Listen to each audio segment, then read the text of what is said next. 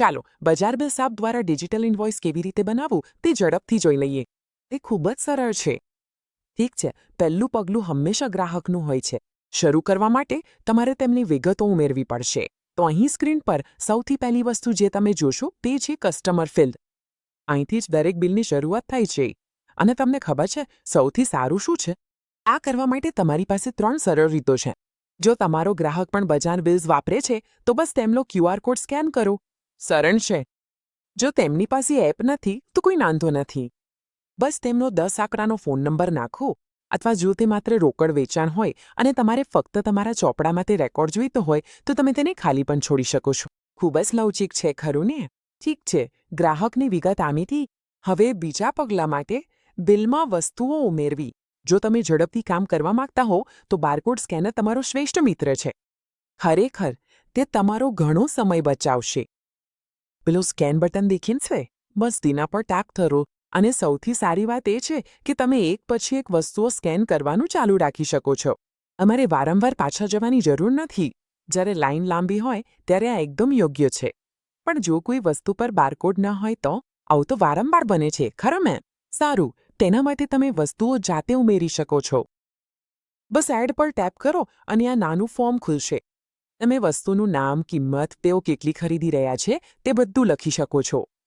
અને જો તે એવી વસ્તુ હોય જે તમે પહેલાં વેચી હોય તો તે લખતી વખતે આપોઆપ આવી જશે. જો તે સાવ નવી હોય તો તમારે તેને ફક્ત એકવાર ભરવાની રહેશે, બસ એટલું જ. ઠીક છે, તમારી બધી વસ્તુઓ બિલમાં આવી ગઈ છે. તો ડિસ્કાઉન્ટ આપવા વિશે શું? તમને ગમશે કે આ કેટલું સરળ છે? અહીં એક યુક્તિ છે. તમારે ખરેખર ડિસ્કાઉન્ટ લખવાની જરૂર નથી. ના, તમે બસ ટોટલ પર ટેપ કરો અને ગ્રાહકને જે અંતિમ કિંમત આપવા માંગતા હો તેમાં બદલી નાખો.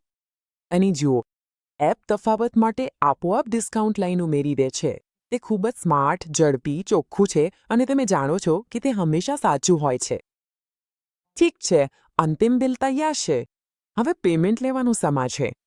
ચલો એક યુપીઆઈ QR કોડ બનાવીએ જેથી તેઓ તમને તરત જ ચૂકવણી કરી શકે. સ્ક્રીન પર આ નાનું વોલેટ આઇકોન દેખાય છે? બસ તેના પર એક ટેપ કરો. તમારે બસ આટલું જ કરવાનું છે.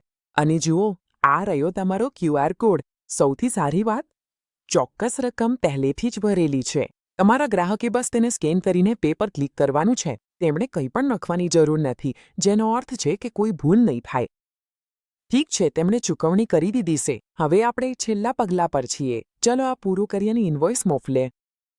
હવે જ્યારે તમે કમ્પ્લીટ પર ટેપ કરો છો ત્યારે બેકગ્રાઉન્ડમાં કેટલીક વસ્તુઓ આપોઆપ થાય છે. જો તમે ઓફલાઈન હોવ તો ચિંતા કરશો નહીં. તે તેને સાચવી લે છે અને જ્યારે તમે ઓનલાઈન આવો ત્યારે મોકલી દે છે. તે બિલને તેનો પોતાનો અનોખો નંબર આપે છે. અને આ મહત્વનું છે, તમારા ગ્રાહકને તરત જ તેમની એપમાં અથવા વોટ્સએપ પર સૂચના મળે છે.